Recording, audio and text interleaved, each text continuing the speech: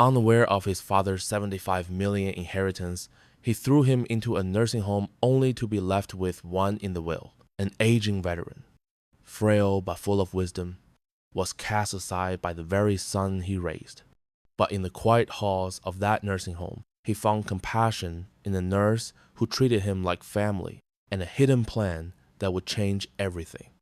When the truth of the inheritance is revealed, one life is shattered while another is lifted higher than anyone imagined. But can love and forgiveness heal the wounds left behind, or will greed destroy what's left of this broken family? What happens when the final letter from a dying father holds the answer? Before we get into the story, comment below where in the world you are watching from today. Malcolm paced in the small living room, his Italian leather shoes clicking against the hardwood floor. He checked his watch for the third time in 5 minutes, sighing dramatically, as if each passing second cost him a fortune. "Dad, we need to leave now." His voice cut through the quiet house. "I've got a meeting at 4, and the paperwork at this place takes forever." Earl sat in his worn armchair, his weathered hands resting on the faded quilt his late wife had made. The afternoon sunlight caught the edges of the silver in his close-cropped hair, illuminating the deep lines that mapped his 82 years of life. "Son, I just don't understand the rush. This is still my home." Earl's voice was gentle but firm, carrying the quiet dignity that had seen him through war and decades of hard work. "Your mother and I built this place brick by brick." Malcolm rolled his eyes, pulling out his phone to check emails. "It's not about the house, Dad. I can't take care of an old man anymore. I have a career, responsibilities." "I've hardly asked for much," Earl said, looking around at the modest living room filled with memories. Family photos line the mantel, Malcolm's graduation, holidays, his late wife's beautiful smile. "The Lord blessed me with strength enough to manage. The doctor says you can't live alone anymore." Malcolm's tone flattened. "All business now. After that fall last month, one fall in all these years."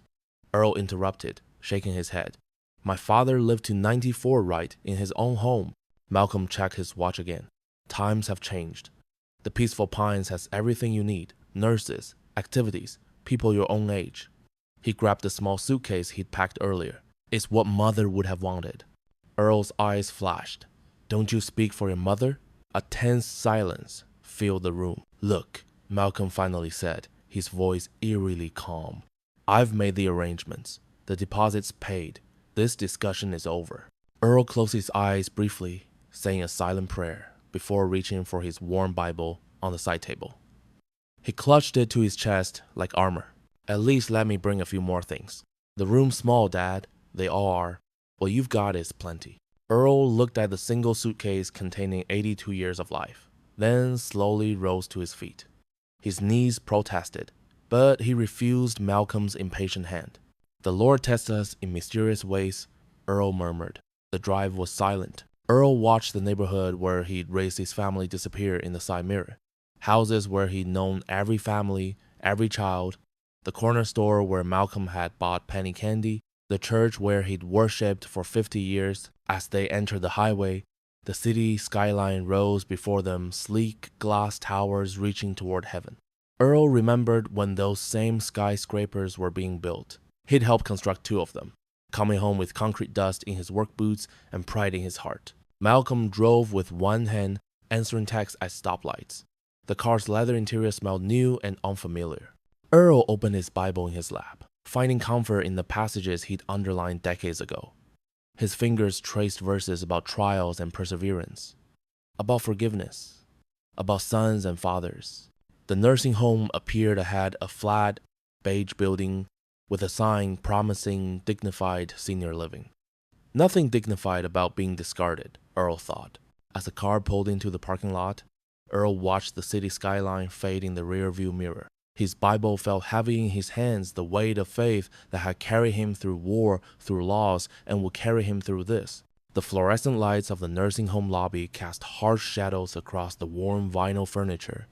Earl sat in the wheelchair they'd insisted he use, his Bible resting in his lap, while Malcolm scribbled his signature across page after page of forms at the reception desk.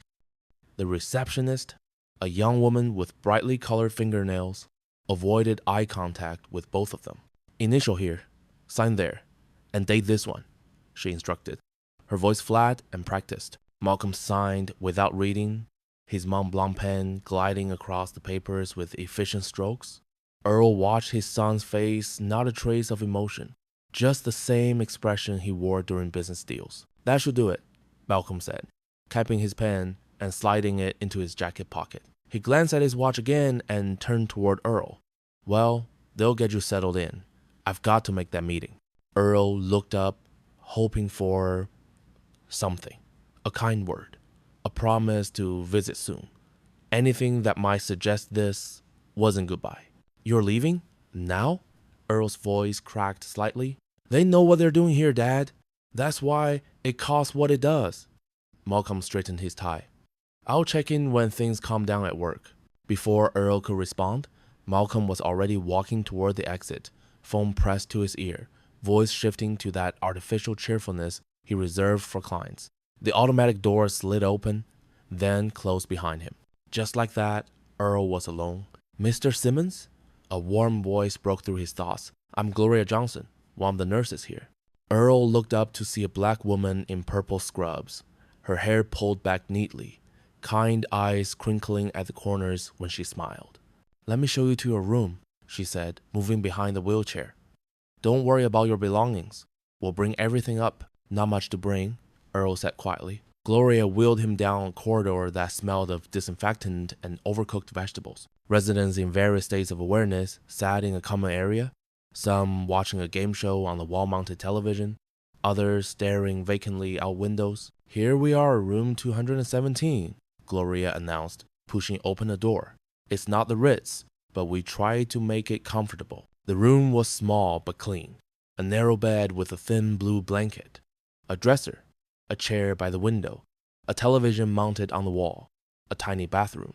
My house had a garden, Earl said, almost to himself. Roses my wife planted 30 years ago still bloom every spring. Gloria's hand rested briefly on his shoulder. You can put some photos up on that wall.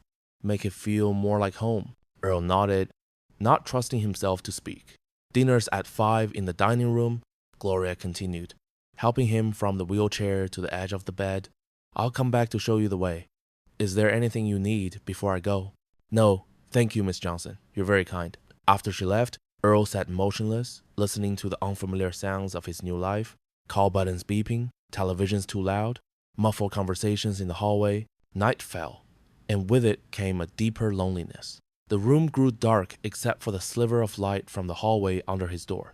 Earl hadn't bothered to turn on the lamp. He changed into his pajamas slowly, his joints aching more than usual. Carefully, he knelt beside the bed, the way he had every night for decades. Martha, he whispered, his voice barely audible in the empty room. I miss you something fierce tonight. He closed his eyes, hands clasped tight. The Lord's testing me hard this time. Our boy, he's lost his way, and I'm alone now in this strange place. A tear slipped down his weathered cheek. Give me strength, Martha, to forgive him, to find purpose here, to keep faith. His voice trembled. And watch over our Malcolm. His heart's gone cold, but he's still our son. Earl climbed into the unfamiliar bed, his Bible clutched to his chest, and prayed for morning light. Sunlight trickled through the thin curtains of room 217, waking Earl from a restless sleep. The unfamiliar ceiling greeted him, a stark reminder of his new reality. He dressed slowly, wincing as he buttoned his cardigan with arthritic fingers. A knock at the door preceded Gloria's cheerful voice. Good morning, Mr. Simmons. Ready for breakfast? As ready as I'll ever be, Earl replied, straightening his posture despite the ache in his back. The dining room bustled with the morning routine. Staff serving trays, residents in various stages of eating. Gloria guided him to a table where a woman with silver hair piled in a loose bun sat arranging her toast with meticulous care. Mrs. Daniels, this is Earl Simmons, our newest resident. The woman looked up, her face breaking into a warm smile that reached her bright eyes. Well, hello there. About time we got some new blood around here. She extended a hand adorned with a simple gold wedding band. Helen Daniels, but everyone calls me Mrs. Daniels, even the doctors, and they're supposed to be the smart ones. Earl shook her hand. Pleasure to meet you, ma'am. Ma'am, listen to those manners, Mrs. Daniels said to Gloria with a wink. Sit down, Earl. The oatmeal tastes like wallpaper paste, but the coffee's decent if you add enough sugar. Despite himself, Earl felt a small smile form. Mrs. Daniels chatted through breakfast, telling stories about her late husband Frank's adventures as a traveling salesman, punctuating each tale with a laugh that seemed to brighten the institutional walls. After breakfast, Gloria showed Earl to the common room. Thought you might like to get acquainted with the place, she said. Activities start at 10.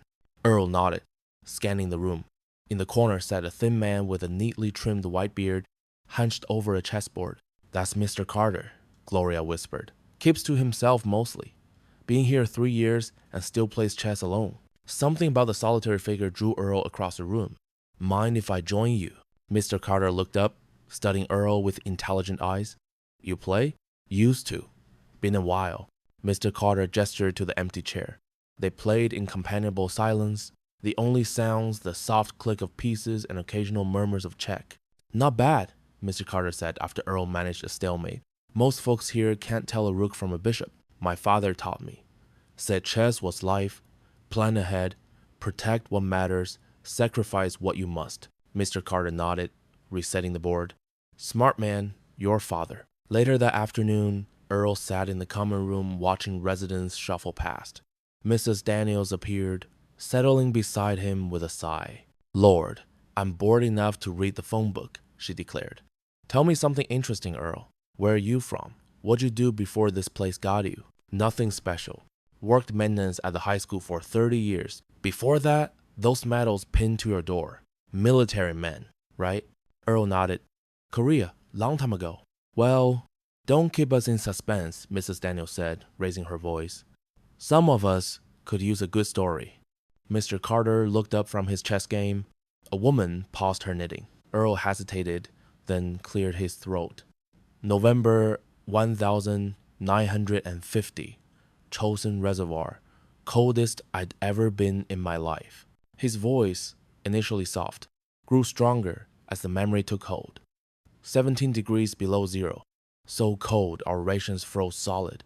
Guns wouldn't fire unless you kept them warm against your body. More residents drifted closer.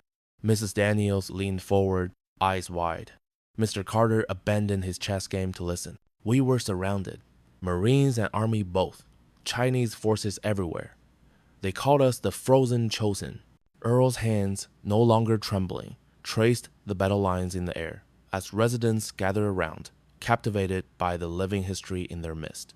The following evening, Earl sat alone in the small courtyard, watching birds flutter around the feeder. The sunset painted everything golden, softening the institutional edges of the nursing home.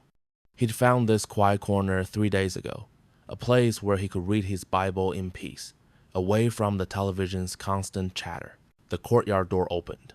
Earl glanced up, expecting Gloria with his evening medication. Instead, a tall man in a tailored charcoal suit approached, leather briefcase in hand. Something about his measured steps suggested importance. Mr. Simmons? The man's voice was low, professional. I'm Thomas Whitaker, your brother Richard's attorney. Earl straightened in his wheelchair. Thomas. Been a while. Mr. Whitaker sat on the bench beside Earl's wheelchair. I apologize for the delay in visiting. Matters with Richard's estate have been complex.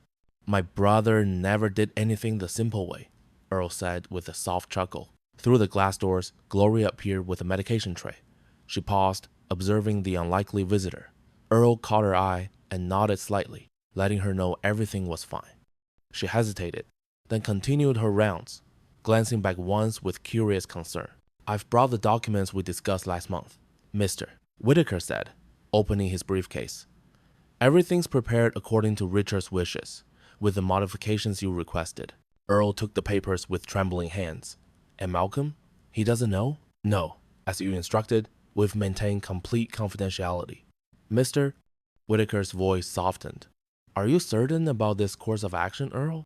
75 million is substantial. My son put me here and hasn't called once in 2 weeks. Earl's voice held no bitterness, only a quiet sadness. Money doesn't build character, Thomas. Sometimes it reveals its absence. The lawyer nodded, passing Earl a silver pen. Sign where indicated. The trust becomes active upon your passing, with disbursements as specified. Earl's weathered hand moved across the papers, signature by signature. Gloria Johnson. That's the nurse I mentioned. Woman's got 3 jobs trying to keep her boy in school. Works herself to the bone, but still finds time to treat every soul here with dignity. And the dollar for Malcolm? Earl paused, pen hovering over the final page. $1's worth more than the attention he's shown his father. But this isn't about punishment. It's about legacy. What we leave behind, that matters. After the papers were signed and Mr. Whitaker departed with formal handshakes and assurances, Earl remained in the courtyard. The evening star appeared in the darkening sky, reminding him of nights on his mother's porch, listening to her stories about how the brightest stars carried messages to heaven. Earl opened his Bible to Proverbs, the pages worn thin from decades of turning. His fingers traced the familiar passage about inheritance, not just wealth, but a good name, character, values that outlasted bank accounts. He thought of Gloria's tired smile as she worked double shifts. Her son Jamal, who visited on weekends, polite and eager, hungry for a man's guidance. He thought of Malcolm's cold efficiency, dropping off his father like an unwanted package. Earl closed the Bible on his lap. The decision was made. The wheel set in motion. A faint smile touched his lips as he whispered to the evening star, to Martha in heaven, to whatever angels might be listening. Soon, after 2 months at Evergreen Nursing Home, Earl had established a routine. Mornings for prayer, afternoons for chess with Mr. Carter, and the precious hours after school when Jamal would visit. These moments with Gloria's son had become the brightest part of Earl's days. Today, Jamal arrived with a history textbook tucked under his arm, his face clouded with frustration. Afternoon, Mr. Simmons. The boy had started calling him that 3 weeks ago, abandoning the impersonal sir for something that carried respect but also connection. Earl smiled, noting the change in the boy's demeanor from their first awkward meetings. What's troubling you, son? Jamal dropped into the chair beside Earl's wheelchair. This history assignment, we're studying the Korean War, but the textbook has like 2 paragraphs. He flipped open the book, showing Earl the sparse pages. How am I supposed to write 5 pages on this? Earl's eyes brightened. Korean War, you say? He straightened in his wheelchair. Put that book away. Let me tell you about Hill 303. For the next hour, Earl transported Jamal back to 1950, to frozen ridgelines and desperate battles that had shaped a teenage soldier into a man. He spoke of fear and courage, of friends lost and honor found. We weren't fighting for some big idea, Earl explained, his voice dropping. We were fighting for the men next to us, for promises made. Jamal scribbled notes frantically, occasionally looking up with wide eyes. This is nothing like what's in the book. Mr. Simmons. History books tell you what happened. They don't tell you how it felt. Earl tapped his chest. That part stays here, unless you pass it along. Gloria appeared in the doorway, watching them quietly, her eyes soft with appreciation. Mr. Simmons, would you come to my class? Jamal asked hesitantly. For Veterans Day next month? Share your stories with everyone? Earl felt a warmth spread through his chest. I'd be honored, Jamal. Truly honored. Later, after Jamal and Gloria had left for home, Earl sat by his window watching twilight settle over the parking lot. The phone on his nightstand rang, startling him. Dad? It's Malcolm. Earl's heart quickened. His son finally calling after 7 weeks of silence. Malcolm, good to hear your voice, son. A sigh from the other end. Just checking in. The home called about the quarterly payment. Earl's hope dimmed. Not a personal call then. Business. I'm doing well, Earl offered. Made some friends. There's a young man who visits. That's great, Dad. Listen, I'm heading into a meeting. The payment will process Monday. You need anything? The question felt hollow, perfunctory. Just to hear about your life, son. How's work? Have you been? Crazy busy. Look, I really have to go. These investors won't wait. Earl gripped the phone tighter. Malcolm, I've been thinking about your mother lately. About family. Maybe you could visit Sunday? Just for an hour? The silence stretched. followed by the sound of papers shuffling. I'll try, Dad. No promises. Work's being. Anyway, I should run. Take care. The line went dead before Earl could respond. He slowly placed the receiver down, his hand trembling slightly. Outside, the last light faded from the sky, leaving him in gathering darkness. Earl turned to the framed photo of Martha on his nightstand. He's still our boy, he whispered to his wife's smiling face. Still our boy, somewhere deep down. Earl closed his eyes, heavy-hearted, and prayed for the son who couldn't see. What really mattered, not while chasing dollars that would never love him back. The next morning, Mr. Whitaker arrived, carrying his leather briefcase, nodding politely to the staff as he made his way to Earl's room. The lawyer's visits had become a weekly occurrence, though they remained discreet and private. The paperwork is nearly complete, Mr. Simmons. Whitaker spread several documents across Earl's small table. We've arranged everything according to your wishes. Earl studied the papers, his weathered hands steady as he initialed each page. And she won't know anything until... after? That's correct. Though I must say, Whitaker paused, removing his glasses and polishing them with a handkerchief. I believe it would be better to prepare Miss Johnson for what's coming. $75 million island. Life-altering. She might benefit from some forewarning. Earl gazed out the window, watching Gloria in the garden helping Mrs. Daniels with her walker. The morning sun caught her face as she laughed at something the older woman said. Look at her, Whitaker. Pure heart. No calculation behind those eyes. All the more reason she deserves to know, Whitaker pressed gently. This inheritance will change everything for her. Her son's future, her work, her... That's exactly why I can't tell her yet. Earl turned back to face the lawyer. I've watched wealth destroy good people, change them. I need to know she'll stay Gloria even when she could buy this whole building if she wanted. Whitaker sighed, replacing his glasses. She's not Malcolm Earl. The old man flinched at his son's name. I know that. Better than anyone. He picked up his pen again. But I've made too many mistakes with family. I won't make another. Not with her. At least consider telling her something. Prepare her somehow. Earl considered this, then nodded slowly. I'll find the right moment. Before the end. I promise you that. After Whitaker left, Earl wheeled himself to the small desk by his window. He opened the bottom drawer and removed a leather-bound journal, a gift from Gloria on his second week at Evergreen. To write your stories, she'd said, so Jamal's children can read them someday. He hadn't told her he'd been using it for something else entirely, a record of his observations, his decisions, his final thoughts for those he would leave behind. Earl opened to a fresh page and began to write in his careful, slanting script. April 17th. Whitaker thinks I should tell Gloria about the inheritance. Perhaps he's right.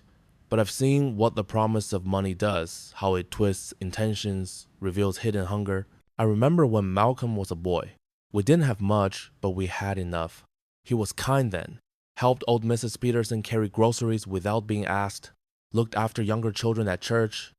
When did money become his god? When did I fail to show him what truly matters? Gloria reminds me of Martha.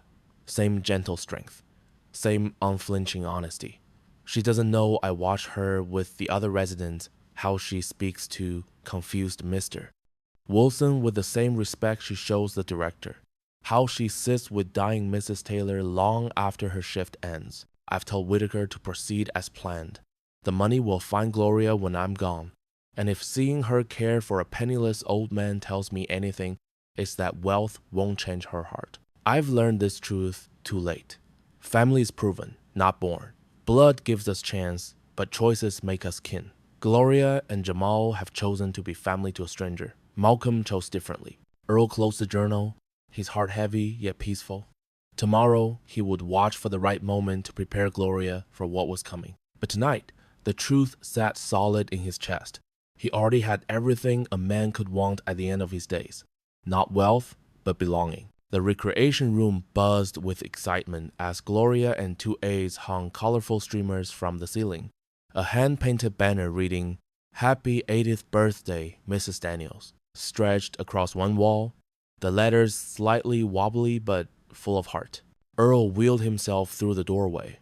A small wrapped package balanced on his lap. He'd asked Gloria to help him find something special, a vintage brooch with pressed flowers that reminded him of something his Martha used to wear. There he is. Mrs. Daniels clapped her hands together. Her silver hair had been styled for the occasion, and she wore a blue dress that brought out the sparkle in her eyes. I told them not to start without you, Earl. Can't celebrate properly without my favorite veteran. Wouldn't miss it for the world. Earl placed his gift on the table with the others. 80 years young, I say. Mrs. Daniels leaned in, her voice dropping to a conspiratorial whisper. Between us, it's 82, but I've been saying 80 for 3 years now, and I'm not about to stop. Earl laughed a deep, genuine sound that surprised even him. When had laughter become so easy again? Gloria's son, Jamal, appeared from the kitchen, carrying a homemade cake. The teenager had started visiting regularly after school, claiming it was for extra credit in his community service class. But Earl had noticed how the boy's visits stretched longer each time. Made it myself, Mrs. D, Jamal announced proudly. Mom supervised, but I did all the work. First cake I haven't had to bake myself in 30 years, Mrs. Daniels declared. That alone makes it the best birthday present. They gathered around the small table, residents in wheelchairs, with walkers, some with oxygen tanks, all drawn together by something more powerful than their ailments. Mr. Wilson, who rarely spoke clearly due to his stroke, led a wavering but heartfelt rendition of Happy Birthday. Earl watched Mrs. Daniels blow out her candles with surprising force. The joy on her face made him think of Martha on their last anniversary together. How precious these moments became when you understood how limited they were. Speech, called Mr. Carter from his corner seat, raising his paper cup of punch. Mrs. Daniels stood slowly, waving away Gloria's offered arm. When you reach my age, speeches get shorter and more honest. She looked around the circle. I've outlived my husband, my sister, and 2 of my dearest friends. I thought I'd die of loneliness. Her voice caught, then strengthened. Instead, I found all of you. God has a funny way of rebuilding what we lose. Her eyes met Earl's, and he nodded in silent understanding. The cake tasted like heaven's sweet vanilla with strawberry filling. Earl couldn't remember the last time food had brought him such pleasure. They shared stories as they ate. Mrs. Daniels recounting her days as a schoolteacher, Mr. Carter talking about the time he'd met Duke Ellington. When Earl shared a brief story about Korea, he noticed Gloria watching him with something like pride. Not pity, the look Malcolm gave him, but genuine respect. Later, as the party wound down, Earl wheeled back to his room. The hallway no longer felt institutional and sterile. It had become a path home. Inside his room, he transferred himself carefully to his bed and bowed his head. Thank you, Lord, he whispered into the quiet, for this unexpected family, for showing me it's never too late to belong somewhere. He paused, his voice thickening. And Martha, if you're listening with him, I think I understand now why he kept me here a little longer. The moonlight spilled across his bedspread, and Earl drifted to sleep with a taste of birthday cake still sweet on his lips. Earl rested in his room, Bible open on his lap, but his eyes fixed on the window. The afternoon sunlight cast long shadows across the floor. 3 gentle knocks on his door broke the silence. Come in, Earl called, expecting Gloria with his medication. The door swung open, and Malcolm stepped in. His expensive suit looked out of place among the simple furnishings. Dad, Malcolm nodded stiffly. You're looking well. Earl marked his place in the Bible with a faded photograph of Martha. This is a surprise, being almost a month since you dropped me off. Malcolm paced the small room, hands in his pockets. I've been busy. The firm is expanding, and I'm handling most of the new accounts. He paused. Actually, I needed to talk to you about something important. I'm listening. Earl folded his hands patiently. Malcolm cleared his throat. I ran into Charles Whitaker at the courthouse last week. Said he'd been here to see you. His casual tone didn't match the intensity in his eyes. Something about updating legal documents? Earl's expression remained neutral. Mr. Whitaker handles my affairs. What affairs, Dad? Your pension barely covers this place. Malcolm's veneer of politeness began to crack. Unless there's something you haven't told me. Earl studied his son, the man who'd once been a boy who laughed freely and brought him dandelions from the yard. Somewhere along the way, that boy had disappeared. Son, Sit down. Earl gestured to the chair beside the bed. Malcolm remained standing. Just tell me what's going on. Do you have money stashed away somewhere?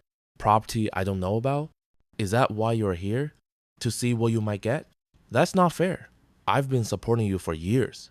3 months, Earl corrected quietly. You helped with the mortgage for 3 months after my hospital stay. Malcolm's jaw tightened. Whatever. The point is, if you have assets, I should know about them.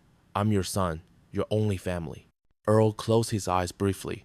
When he opened them, there was no anger in them, only sadness. Malcolm, when's my birthday? What? My birthday?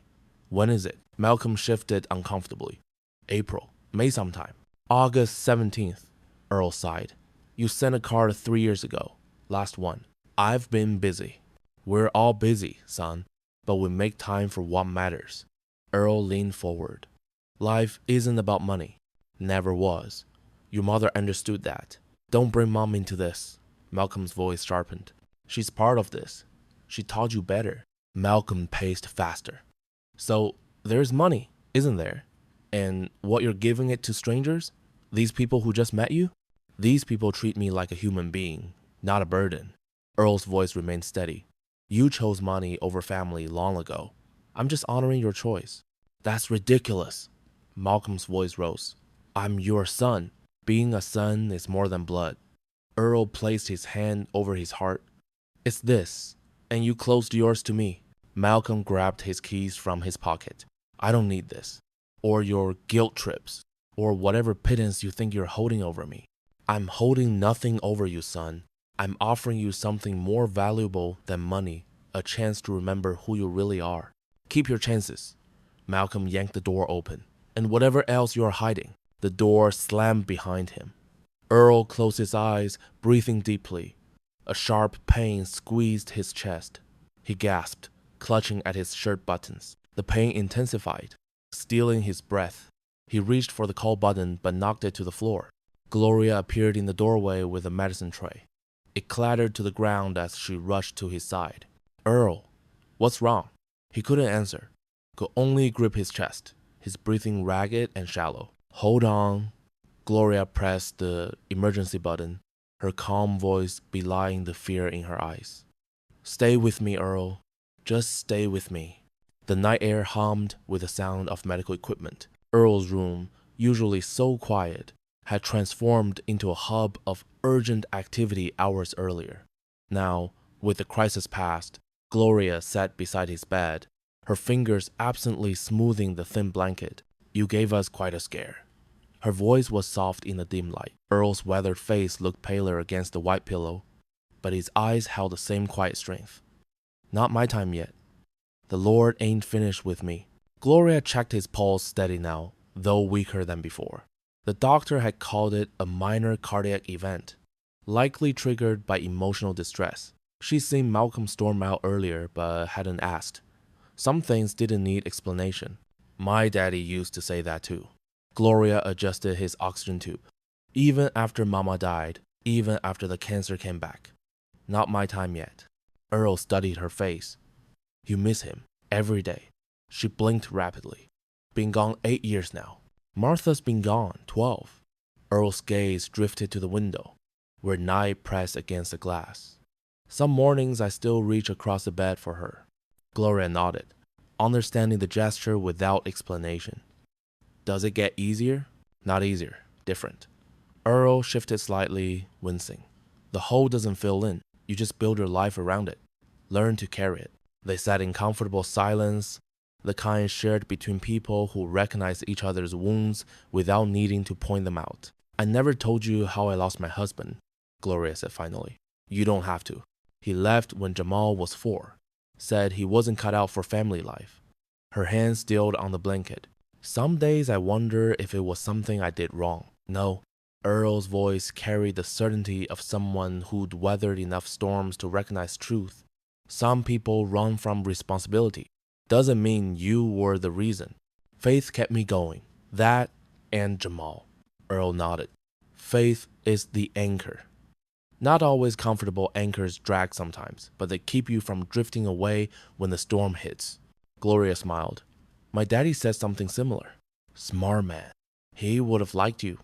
Earl's eyes crinkled. We might have been friends. More than that, I think. Gloria's voice grew softer. You remind me of him. The way you talk to Jamal, the stories you tell. He needs that. The boy's got a good heart.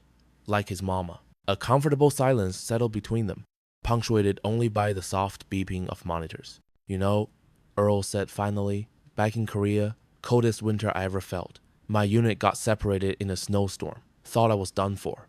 He paused, gathering strength. I just kept walking. One foot, then the other. Praying each step. Found my way back 3 days later. What kept you going? Knowing someone was waiting. My Martha, my mama. Couldn't let them down. He met her eyes. That's resilience. Not never falling, we all fall. It's knowing someone's waiting, so you get back up. Gloria squeezed his hand. We're waiting for you to get better, Earl. All of us. A soft knock interrupted them. Jamal stood hesitantly in the doorway, clutching a hand-drawn card. Come in, baby. Gloria waved him forward. Jamal approached the bed, eyes wide at the medical equipment. You feeling better, Mr. Earl? Much better seeing you, son. Jamal held out his card. I made this in art class. It's us playing chess.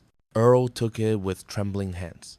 The childish drawing showed two figures at a table, one small, one with gray hair. Thank you. I'll treasure this. Jamal shifted nervously. Mom said, she said I could call you Grandpa, if that's okay. Earl's breath caught. His eyes filled, glistening in the low light. I'd be honored, Grandpa, Jamal said softly. A tear slipped down Earl's weathered cheek as he opened his arms to the boy. Word spread quickly through Pinewood Nursing Home. Earl Simmons was holding court in the common room. Residents who usually kept to themselves emerged from their rooms, some with walkers, others in wheelchairs pushed by attendants. They arranged themselves in a semicircle around Earl, who sat in his armchair by the window, sunlight illuminating his face. Mrs. Daniels settled closest to him, her arthritis-gnarled hands folded in her lap. Tell us about Korea, Earl. The snow story Gloria mentioned. Earl's eyes crinkled at the corners. That was just one storm of many. He looked around at the eager faces. But I think today I want to talk about something else. Something harder than snow. Mr. Carter, the chess player, nodded knowingly. The fighting? No. Earl's voice softened. The forgiving. The room grew quiet. Even the usual background noise of the facility seemed to dim. Had a sergeant in my unit. Mean as they come. Treated colored soldiers like we weren't worth the boots we wore. Earl's fingers traced the edge of his Bible. He'd assign us the worst duties, call us names I won't repeat in mixed company. Mrs. Daniels clicked her tongue in sympathy. One night, enemy fire came down on our position. This sergeant got hit bat leg nearly blown off. Earl paused, his gaze distant. I was the closest medic, had every reason to be slow about helping him. The residents leaned forward slightly. I carried him 3 miles through enemy territory. Every step, I thought about dropping him. Every step, I chose not to. Why? Someone asked from the back. Because hate's a heavy thing to carry. Heavier than that sergeant was. Earl looked around the room. Forgiveness isn't about the other person deserving it. It's about refusing to let bitterness take root in your heart. Mr. Reynolds, who rarely spoke to anyone, cleared his throat. Did he thank you? Earl chuckled. No. Called me worse names for manhandling him. But that wasn't the point. What was? Asked a woman in a floral housecoat. That I could look at myself in the mirror. That I didn't become what he thought I was. Earl's voice strengthened. Perseverance isn't just about enduring hardship. It's about enduring it without letting it change who you are at heart. Gloria stood in the doorway, watching. She'd seen many group activities in her years at Pinewood, but never had she witnessed such rapt attention. My son Malcolm, Earl continued, surprising everyone with this personal turn. He's angry. Thinks I failed him somehow.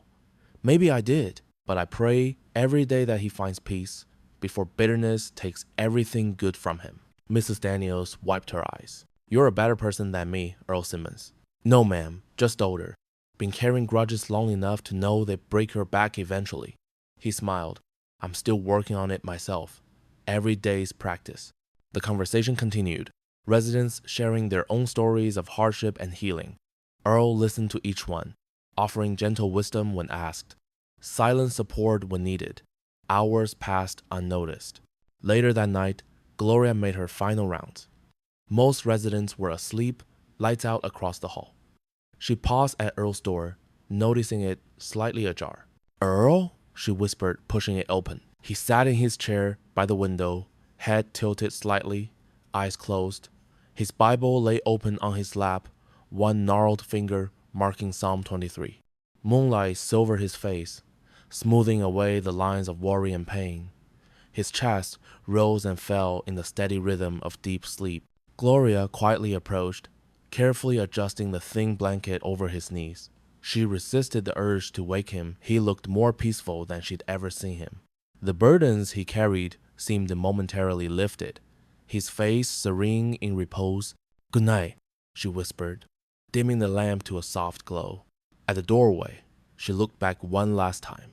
The old soldier, the gentle teacher, the surrogate grandfather, all parts of this remarkable man who changed their lives.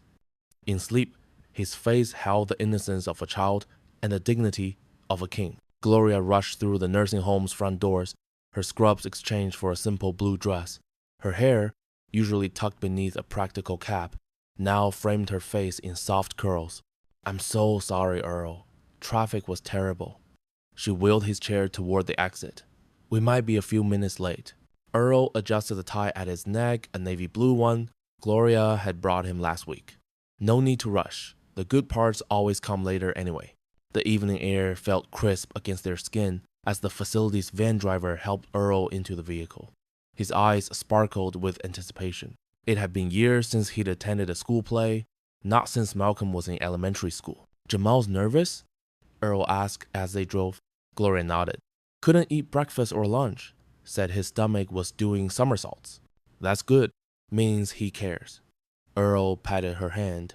Nerves sharpen the mind. The middle school auditorium buzzed with activity, parents claiming seats, younger siblings fidgeting, teachers directing traffic. Earl's presence in his wheelchair drew a few curious glances, but Gloria moved with purpose, finding them spots in the handicap-accessible row. Miss Johnson, a woman with copper-colored hair, approached. "Jamal's been talking about nothing but this play for weeks." "Mrs. Anderson, hello. This is Earl Simmons." Gloria gestured to Earl, who nodded politely. Mrs. Anderson's eyes brightened. "Oh, you're the Korean War veteran Jamal mentioned. He's been sharing your stories with the class. All good ones, I hope." Earl's smile was warm, the best kind. "It's so wonderful you could come support your grandson." Gloria opened her mouth to correct her, but felt Earl's gentle touch on her arm. "Wouldn't miss it," he said simply. The lights dimmed before Mrs. Anderson could reply. The historical play, Voices of Freedom, featured students portraying civil rights figures through different eras. Jamal appeared in the third scene as A. Philip Randolph, the labor leader who had organized the first predominantly black labor union. Earl leaned forward in his chair as Jamal delivered his lines with unexpected confidence.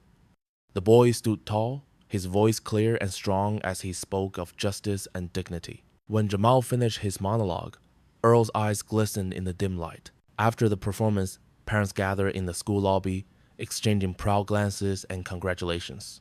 Gloria and Earl waited by a display of student artwork. "Your father is simply wonderful with Jamal," said Miss Torres, Jamal's English teacher. "It's made such a difference in his confidence this semester." Another parent nodded. "My Desiree says Jamal's been sharing stories from his grandfather about standing up for what's right. We need more of that these days." Gloria started to explain, but noticed Earl's expression, a mixture of humility and quiet pride. She simply smiled. "Thank you. He's been a blessing to us both." When Jamal finally emerged from backstage, his face lit up at the sight of them. He rushed over, still wearing his costume suit. "Did you see me? I remembered all my lines." "You were magnificent," Gloria said, hugging him tightly. Earl extended his hand for a shake, but Jamal bypassed it, leaning down to embrace the old man. Earl's surprise quickly melted into joy as his arms encircled the boy. "You've made me proud today, son," Earl whispered, his voice thick with emotion. Jamal pulled back, beaming. "Really?" "Really." Earl straightened Jamal's tie. "You stood tall, spoke truth. That's what men of character do." In that moment, Gloria saw what had been building all along a bridge across generations. A family formed not by blood but by choice and love. The ride back to the nursing home was filled with excited chatter. Jamal sat beside Earl in the van, recounting every moment of the play, while Gloria drove through the quiet evening streets. In the rearview mirror, she caught glimpses of Earl's face, illuminated by passing streetlights. Something was different about him tonight. And did you see when Marcus forgot his line and I helped him out? Jamal pantomimed the moment with dramatic flair. Sure did. Earl's laughter came easy and full. Quick thinking there, son. Gloria studied Earl more carefully at the next stoplight. His usual weariness had vanished. His shoulders sat straighter, his gestures more animated. The lines in his face seemed to have softened, transformed from marks of pain to creases of joy. His eyes, those deep brown eyes that had seen war and heartbreak, now sparkled with life. Earl, she said softly as they pulled into the nursing home parking lot. You look different tonight. He turned to her, surprised. Different how? Like someone lit a lamp inside you. Earl patted Jamal's shoulder. Good company does that to a person. As they helped Earl back into his wheelchair, Mrs. Daniels spotted them from the common room window and waved excitedly. Within minutes of their return, Earl was surrounded by residents eager to hear about Jamal's performance. You should have seen him, Earl told them, gesturing broadly. Standing tall like he owned that stage. Mr. Carter nodded approvingly, just like his grandfather taught him. Gloria noticed Earl didn't correct him. Instead, he launched into a colorful description of the play, his voice stronger than she'd heard in weeks. The other residents leaned in, drawn to his renewed vitality. Mom, Jamal whispered, tugging at her sleeve. I've never seen Mr. Earl so happy. She nodded. Earl glowed with a happiness that seemed to radiate outward, warming everyone around him. For a man who had been abandoned by his own son, this night had given him something precious, the feeling of family, of belonging. Later, as the gathering dispersed, Gloria helped Earl back to his room. His energy remained high, though she noticed the slight tremor in his hands that signaled his body was tiring even if his spirit wasn't. You need rest, she said, helping him into bed. It's been a big night. Earl nodded, still smiling. Best night in years. She arranged his pillows and placed his Bible on the nightstand beside the framed photograph of his late wife, Mary. The woman's gentle smile seemed to watch over Earl every night. Thank you, Gloria, Earl said as she turned to leave, for sharing your family with an old man. She paused at the doorway. Earl Simmons, you are family. His eyes glistened in the soft lamplight. God works in mysterious ways, doesn't he? Brings people together when they need each other most. Gloria squeezed his hand gently. Get some sleep. Jamal wants to bring you his report card tomorrow. After she left, Earl reached for the photograph beside his bed. Mary's face, frozen in time, looked back at him with the same loving expression she'd worn throughout their 43 years together. You should have seen him tonight, Mary, he whispered, tracing her face with his fingertip. Smart as a whip and brave as they come. That boy's got a future. He placed the frame close to his heart, feeling a completeness he thought long lost. We build a family again, darling, he whispered, his eyes drifting closed, the smile never leaving his face. We build a family again. Malcolm Simmons drummed his fingers on the polished mahogany of his desk, glancing at the Rolex on his wrist. 3 more client meetings before he could escape to the country club. His phone buzzed another text from his girlfriend complaining about the canceled dinner plans. He ignored it. His assistant knocked lightly before entering. Your mail, Mr. Simmons. She placed the stack carefully on his desk. Malcolm barely looked up. Thanks, Diane. She hesitated. There's a certified letter there. Looks important. His eyes flicked to the envelope with the law firm logo. Fine, that's all. After she left, Malcolm sorted through the stack, separating bills from advertisements. The certified letter sat apart, its official appearance demanding attention. He tore it open impatiently, pulling out the crisp letterhead from Whitaker, Associates. The first paragraph froze him mid-breath. Estate planning notification. Earl Simmons. Malcolm scanned the document, certain he'd misread something. The words revised will and significant changes to inheritance distribution jumped from the page. What the hell? He read it again. slower this time. His father had scheduled a formal review of his will. The letter mentioned substantial assets previously undisclosed and final distribution plans. Malcolm's pulse quickened. Assets? His father lived in a modest home, drove a 10-year-old car, and now resided in the cheapest nursing home Malcolm could find. What assets could possibly warrant a formal legal review? He grabbed his phone, dialing the law firm immediately.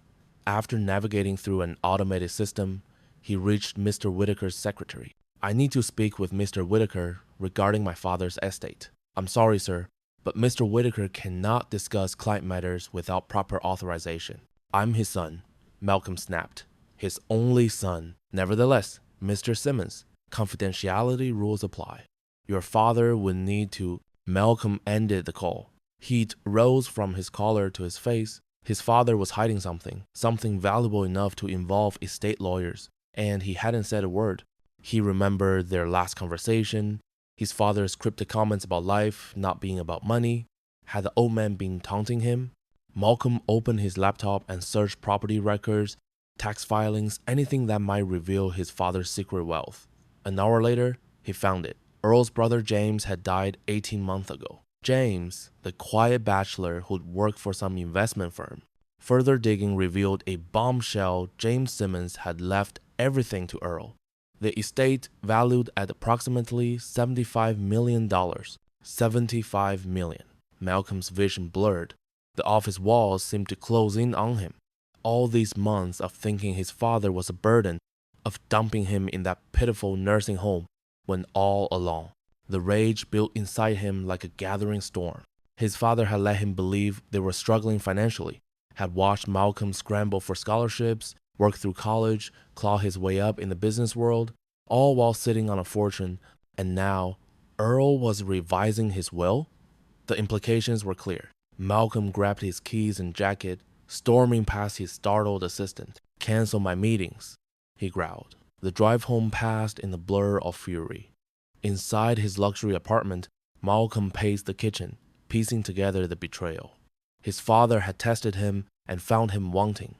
Now Earl planned to cut him out, to give his inheritance, Malcolm's inheritance, to strangers. He slammed his fist on the counter, sending the letter flying. "Not happening," he muttered, retrieving the crumpled paper. Malcolm slammed the letter down on his kitchen counter, whispering, "He'll regret this." The fluorescent lights of Pine Grove Nursing Home flickered as Malcolm strolled down the hallway, his expensive leather shoes squeaking against the worn linoleum. The familiar scent of disinfectant and overcooked vegetables turned his stomach. How dare his father hide millions while living in this dump? He found Earl's room at the end of the hall. The door stood partially open, and through the gap, Malcolm could see his father sitting in a worn armchair by the window, Bible open on his lap. Sunlight caught the silver in his hair, giving him an almost saintly appearance that fueled Malcolm's rage. Malcolm shoved the door open. It banged against the wall. Earl looked up, unsurprised. "Malcolm, you lied to me." Malcolm's voice trembled with fury. He brandished the crumpled letter. $75 million? All this time? Earl closed his Bible gently. "I never lied, son. You let me believe we had nothing. You watched me struggle while you sat on a fortune." Malcolm's voice rose with each accusation. "And now you're cutting me out?" The commotion drew attention. Two residents peered in from the hallway, their eyes wide with alarm. "You ungrateful old man." Malcolm stepped closer, towering over his father. "After everything I've done for you." "What exactly have you done, Malcolm?" Earl's voice remained steady. "Dump me here and visit once a month?" "I paid for this place with my social security checks." Earl shook his head sadly. "You never asked where the money came from. You never asked about anything that didn't benefit you." Gloria appeared in the doorway, her nurse's shoes silent on the floor. Behind her stood two aides and the floor supervisor. "Mr. Simmons, is everything okay?" Gloria's concerned gaze shifted between father and son. Malcolm whirled around. "Stay out of this. This is family business." "Please lower your voice," Gloria said firmly. "You're disturbing the other residents." Malcolm ignored her, turning back to Earl. "Is it her? Are you giving my inheritance to your nurse?" He spat the word like an insult. Earl's eyes, though tired, held a quiet dignity. Gloria has shown me more compassion in months than you have in years. I'm your son. Malcolm slammed his fist against the nightstand, sending a water glass crashing to the floor. The supervisor stepped forward.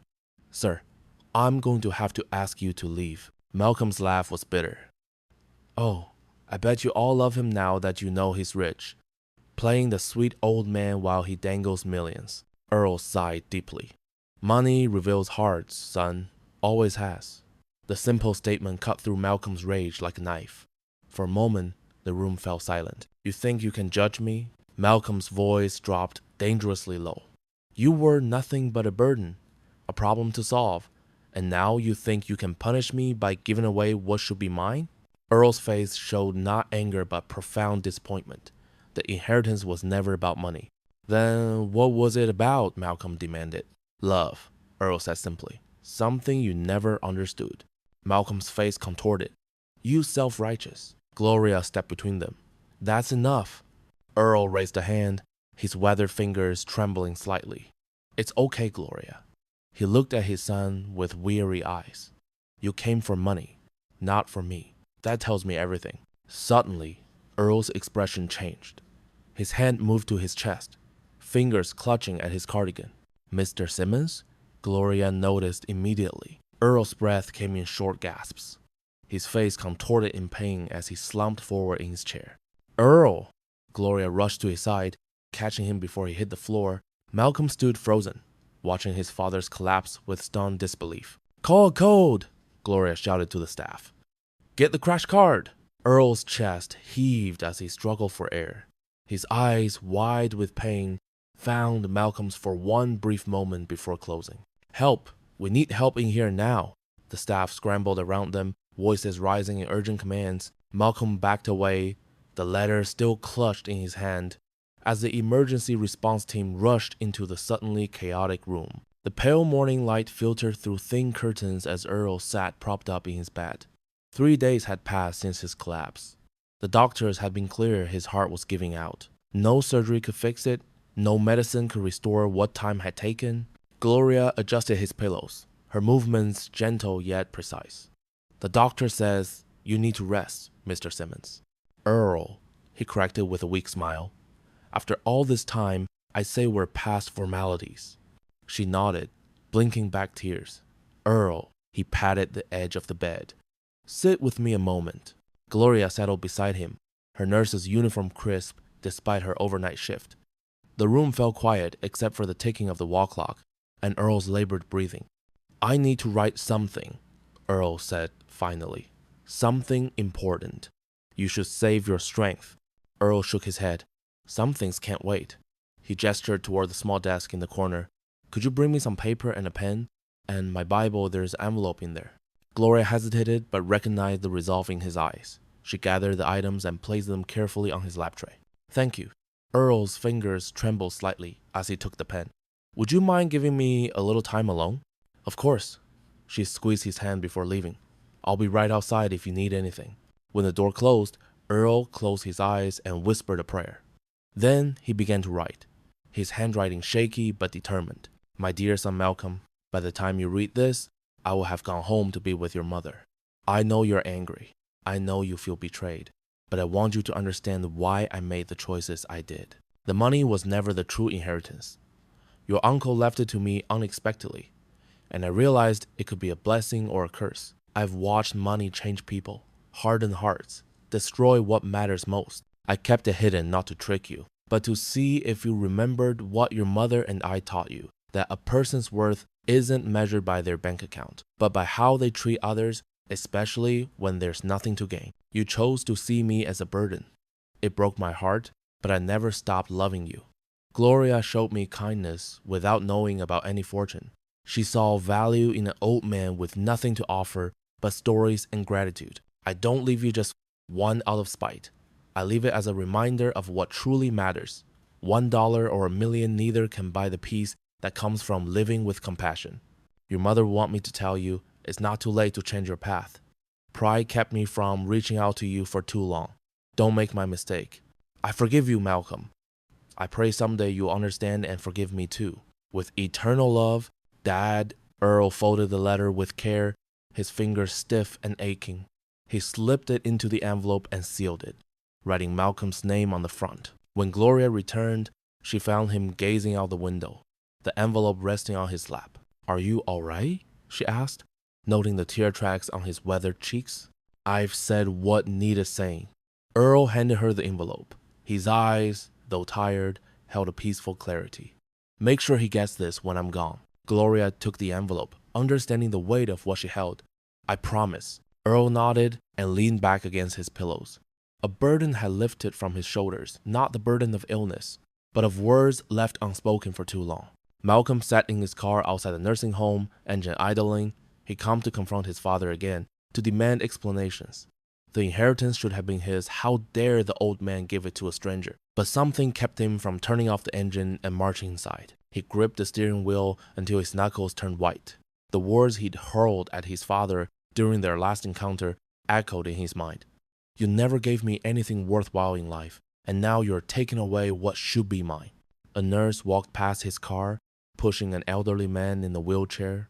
The old man laughed at something she said, his face lighting up despite his frailty. Malcolm watched them, something uncomfortable stirring in his chest. When was the last time he'd made his father laugh like that? The question came unbidden, and with it, a memory. Earl teaching 10-year-old Malcolm to fish at the local pond. His father's patience as he untangled Malcolm's line again and again. The pride in Earl's eyes when Malcolm finally caught a small bass. "That's my boy," he said, his hand warm on Malcolm's shoulder. Malcolm blinked rapidly.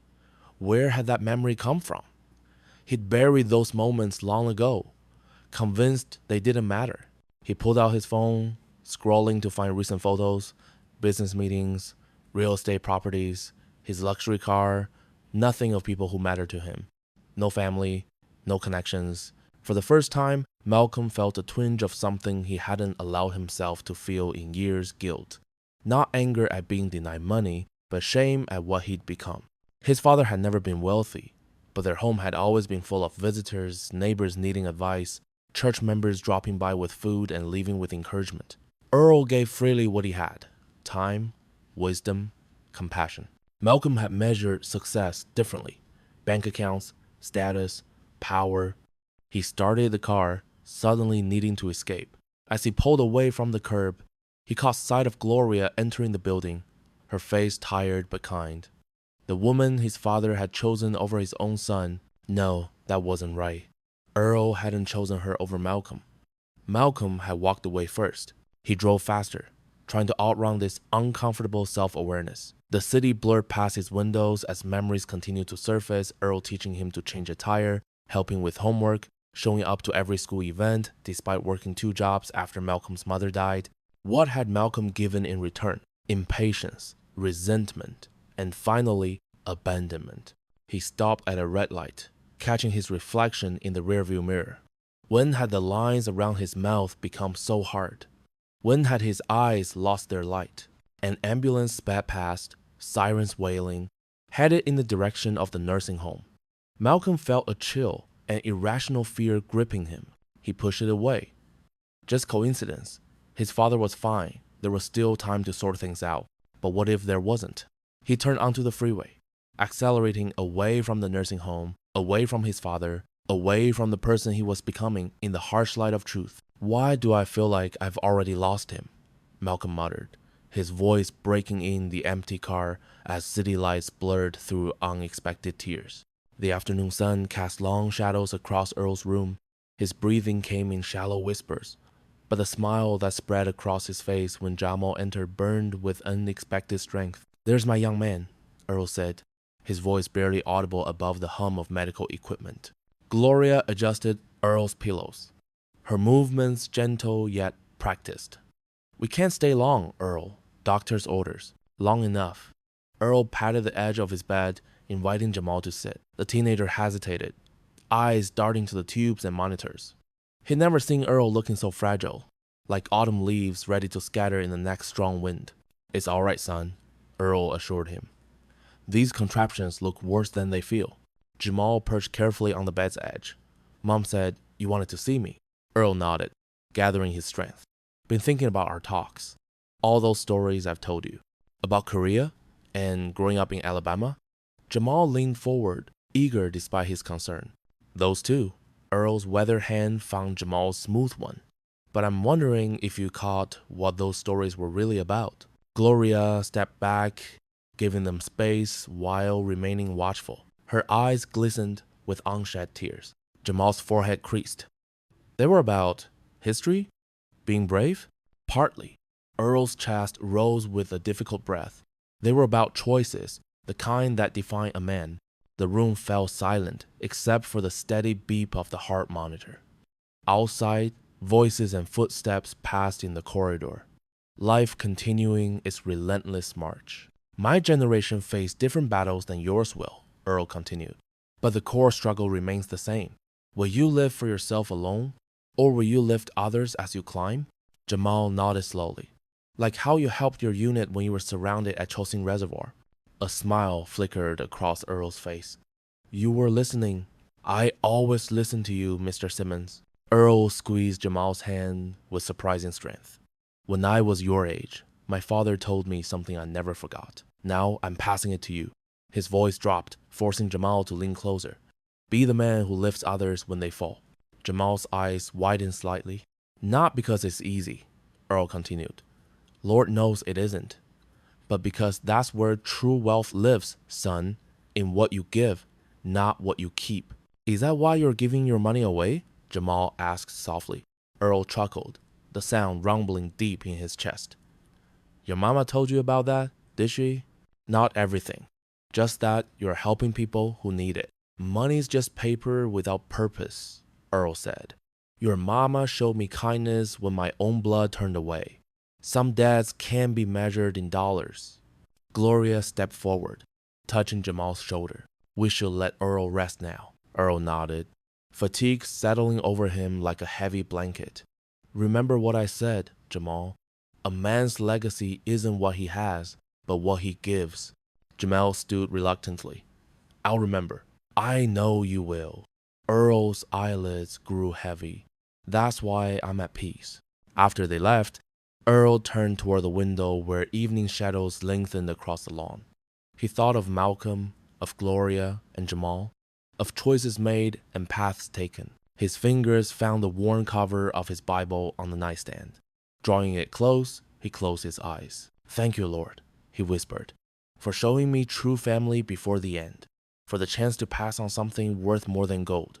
The room grew quiet as Earl drifted to sleep, a prayer of gratitude still lingering on his lips, his face peaceful in the fading light. Gloria watched Earl's chest rise and fall with each labored breath. Sleep had finally claimed him after their visit, his weathered fingers still resting on the Bible's leather cover.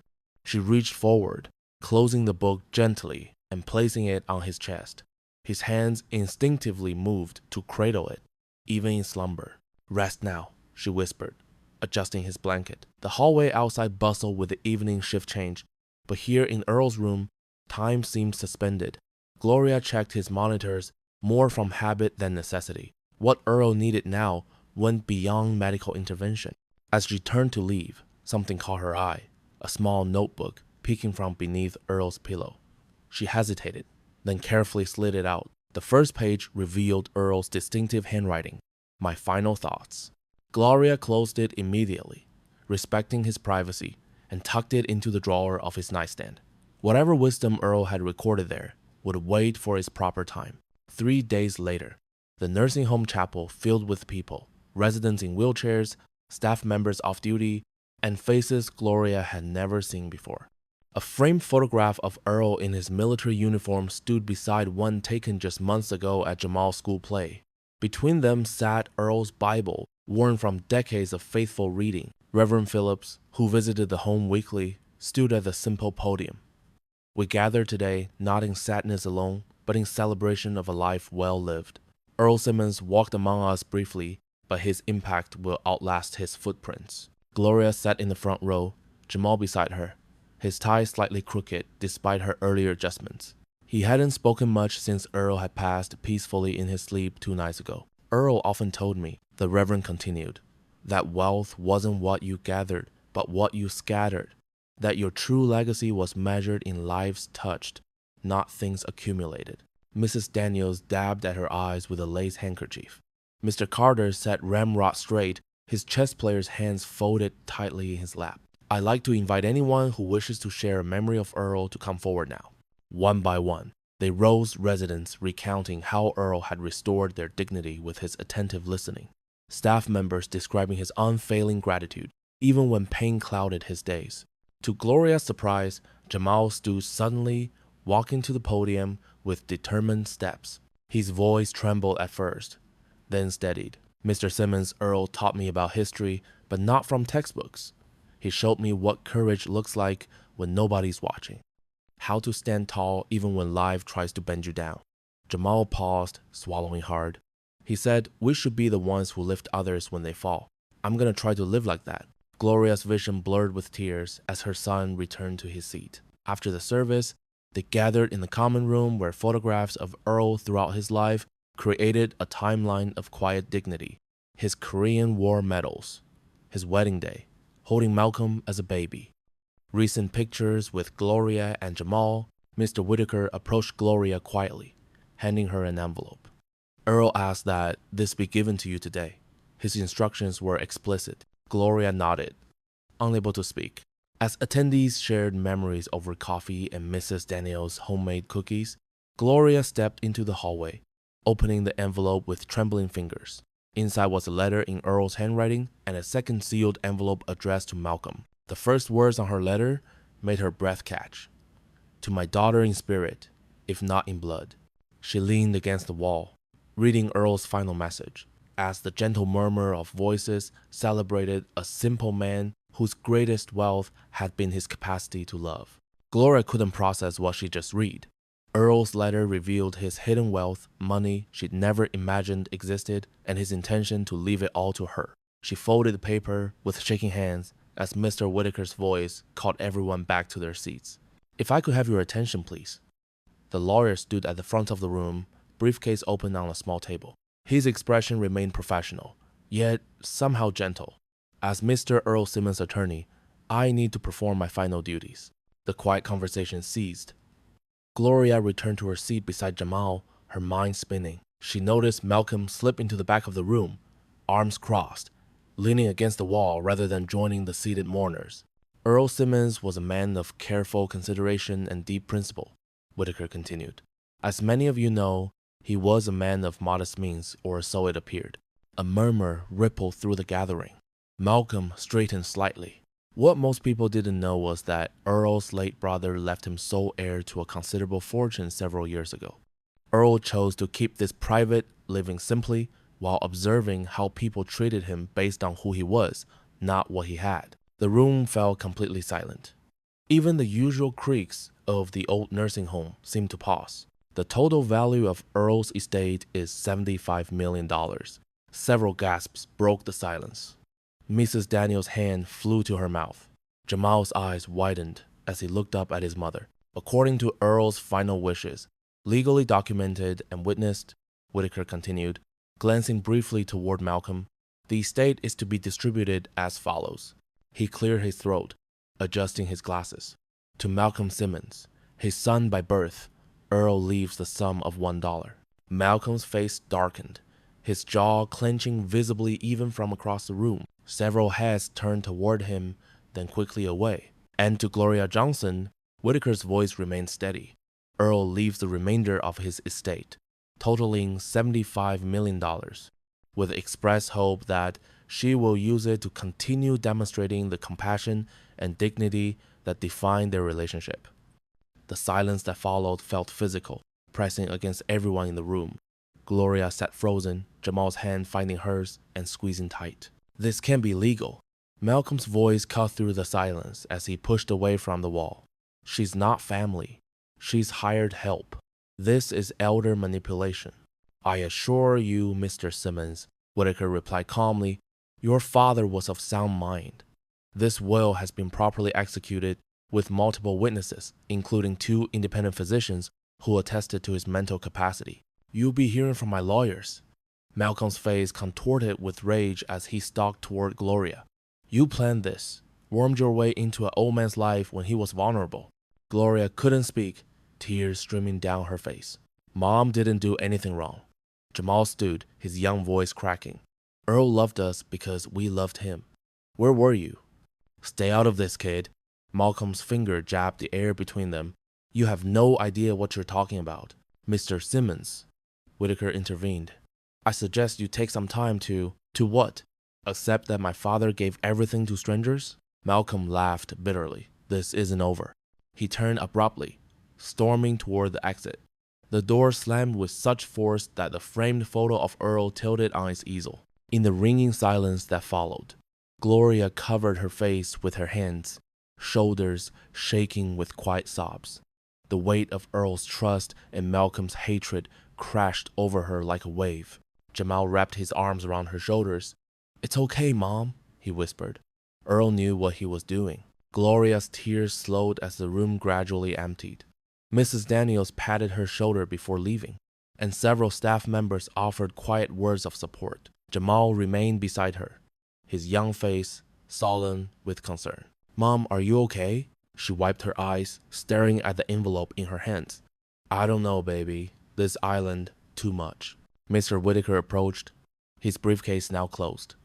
Mrs. Johnson, when you're ready, we should discuss the transfer of assets. There's no rush, take all the time you need. Gloria nodded absently as he placed his card on the table and departed. The room fell quiet, with only the soft hum of the heating system filling the silence. What are we gonna do with all that money? Jamal whispered, awe still evident in his voice. I don't know if we should take it, Gloria admitted. The admission surprised even herself. Malcolm was his son, his real family. But Earl chose us, Jamal countered. He knew what he was doing. Gloria closed her eyes, remembering Earl's face, the gentle wisdom in his eyes when he shared stories from Korea. How he'd listened to her troubles after long shifts, offering counsel that somehow made the burden lighter. She recalled his voice, weak but determined during their final days together. The true measure of wealth is what you do with it, Gloria, not what you have. She opened Earl's Bible, which she'd kept closed since his passing. A folded note slipped out one she hadn't noticed before. Her hands trembled as she unfolded it. Gloria, if you're reading this, you're now faced with a choice that will define you. The money means nothing unless it lifts others. I chose you because you already understand this. Don't let fear or guilt stop you from doing what's right. Be brave, daughter of my heart. Earl, fresh tears welled in her eyes, but these felt different, cleansing rather than painful. Mom?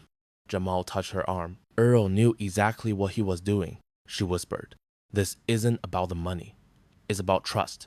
Gloria stood suddenly, a clarity washing over her that felt like cool water on a hot day. She walked to the window overlooking the nursing home grounds, the cracked sidewalks, the single bench where residents sat regardless of weather, the faded sign at the entrance.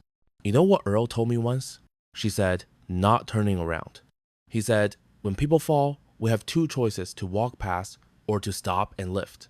He said, that's the real inheritance his mother left him. So what are we going to do? Jamal asked, joining her at the window. Gloria straightened her shoulders, determination replacing uncertainty. We're going to lift people, just like Earl did. She turned to her son. This place, it needs so much. And there are thousands of Earls out there, veterans who gave everything and got so little in return. A plan began forming in her mind, clear and purposeful. We're going to build something that honors who Earl was, a place of dignity, not just waiting to die. Her voice grew stronger with each word. The Simmons Home of Hope, a place where people are seen, heard, respected. Jamal smiled, pride shining in his eyes. Earl would love that. Yes, Gloria nodded, peace settling over her heart. He would. Through the window, sunlight broke through clouds, casting golden light across the grounds. In that moment, Gloria felt Earl's presence, not in grief, but in purpose. The inheritance wasn't the money. It was a chance to continue what he'd begun. The nursing home's recreation room buzzed with energy as Gloria stood before the gathered staff and residents. Her hands trembled slightly, but her voice carried clear and strong. Earl Simmons changed my life by showing me what dignity looks like in its purest form, she began. He came here not by choice, but he transformed this place with his presence. Mrs. Daniels nodded vigorously from her wheelchair in the front row. Several staff members dabbed at their eyes. I've spent the past week meeting with architects, lawyers, and care specialists, Gloria continued. And today, I'm announcing that, with Earl's inheritance, we'll be building the Simmons Home of Hope, a state-of-the-art nursing and veteran care center that will honor his legacy. A collective gasp filled the room, followed by spontaneous applause. Jamal stood proudly beside his mother, distributing printed renderings of the proposed facility.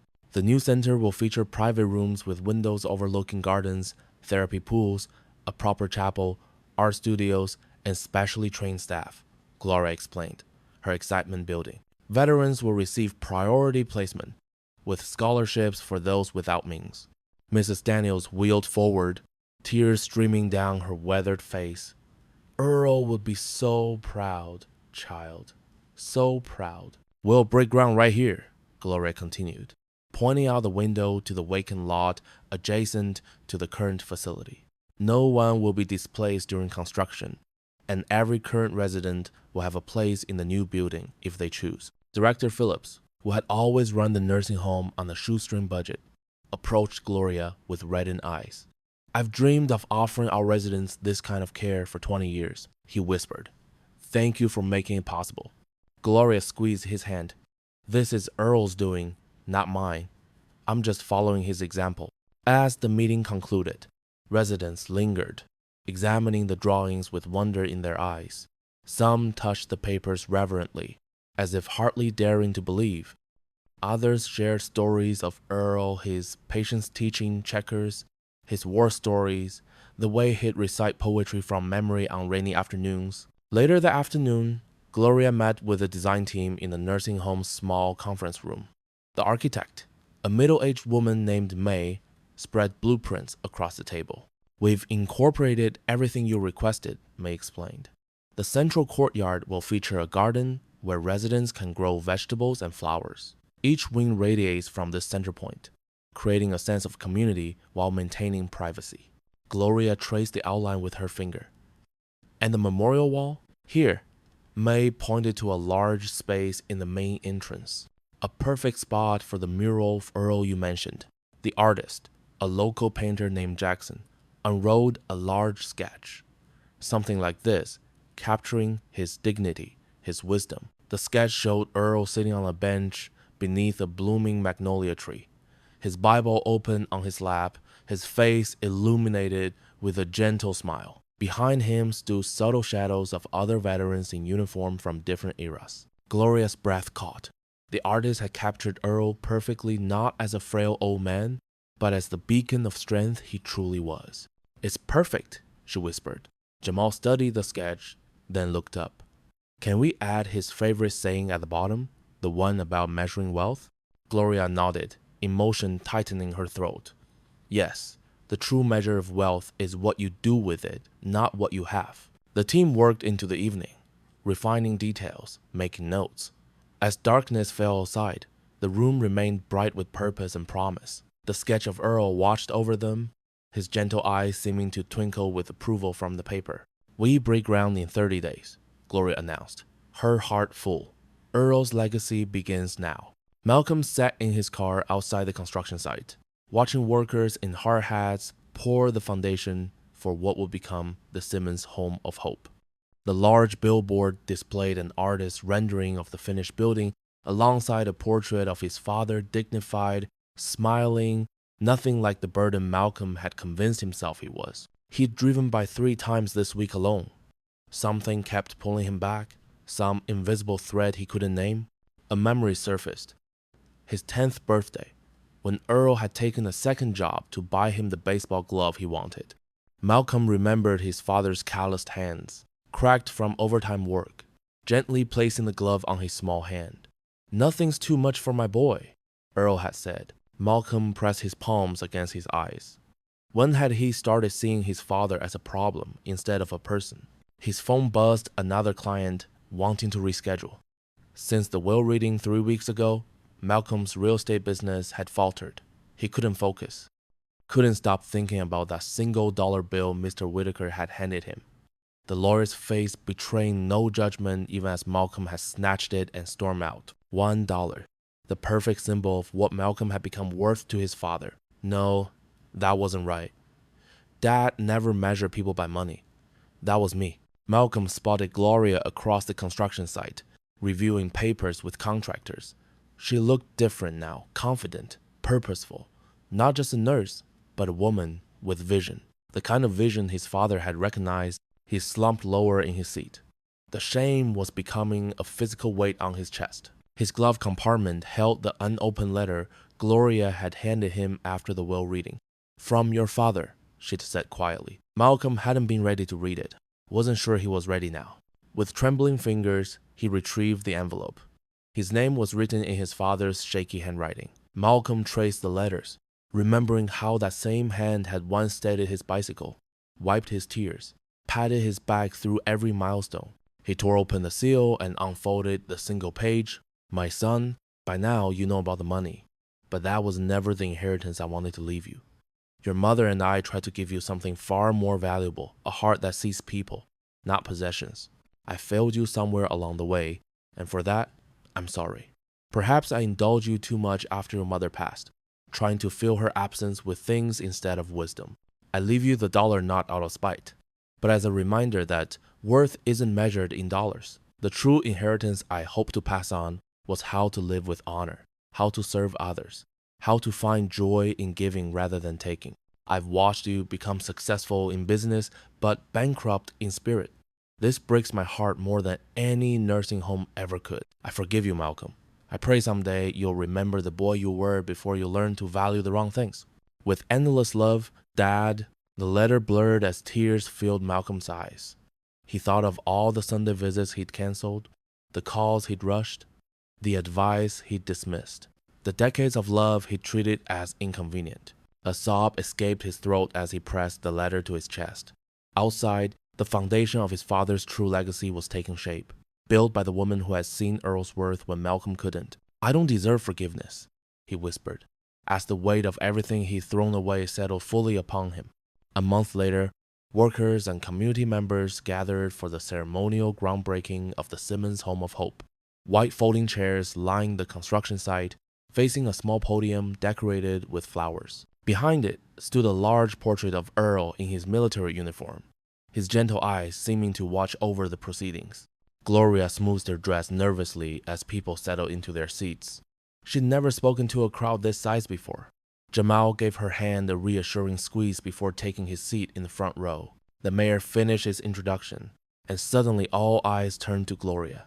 She approached the podium, hands trembling slightly as she unfolded her notes. "Thank you all for coming today," she began, her voice growing steadier with each word.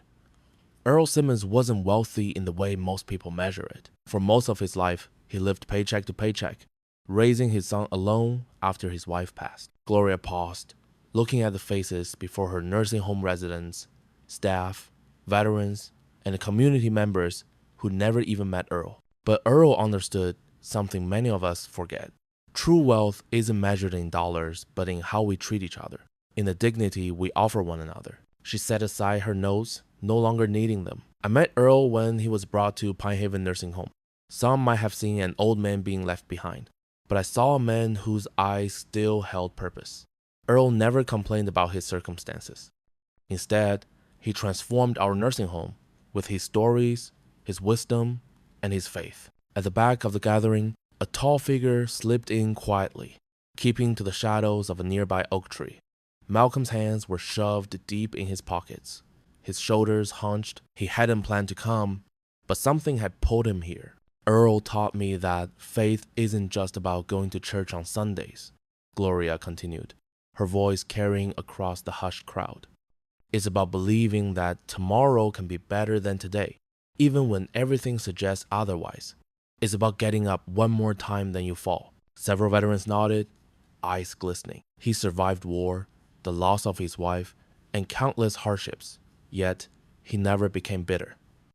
Instead, he grew more compassionate, more loving. When my son Jamal needed guidance, Earl stepped in, showing him what it means to be a man of character. Gloria gestured toward the construction site. This center will be built on Earl's principles. Every person who walks through these doors will be treated with the dignity Earl showed to everyone he met. Veterans will find the respect they deserve. The elderly won't be warehoused, but honored for their wisdom. Malcolm shifted his weight, the words hitting him like physical blows. He blinked rapidly, trying to hold back tears. Earl once told me, when you have nothing left but love, you have everything you need. This man who appeared to have so little gave me the greatest gift he showed me. That family isn't just blood, it's who loves you enough to stay. A murmur of agreement rippled through the crowd. Some dabbed at tears. So today, we break ground not just on the building, but on Earl Simmons' true legacy, a place where love, dignity, and hope will flourish. As applause erupted, Gloria looked up and spotted a figure standing at the back of the crowd. Her breath caught. Even at this distance, she recognized Malcolm. He stood rigidly, clearly uncomfortable, but he had come. Their eyes met briefly across the distance. Malcolm ducked his head, shame washing over his features. But he didn't leave.